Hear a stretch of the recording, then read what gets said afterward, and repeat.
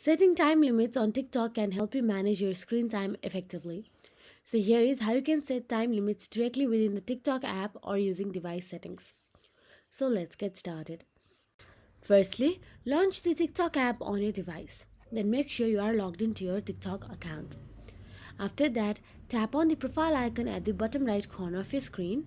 Then once you're inside the profile, tap on the menu button in the top right corner of your screen, which is also shown as three horizontal line.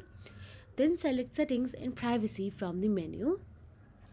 Now, under settings and privacy, scroll down and tap on the screen time option available there. Once you see the screen time option available, simply tap on it and you will be navigated to the daily screen time option.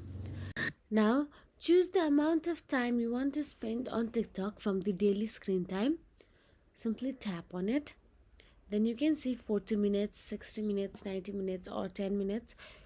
Then simply tap on any option according to your preferences. TikTok may prompt you to set a passcode to prevent yourself or others from changing the time limit settings.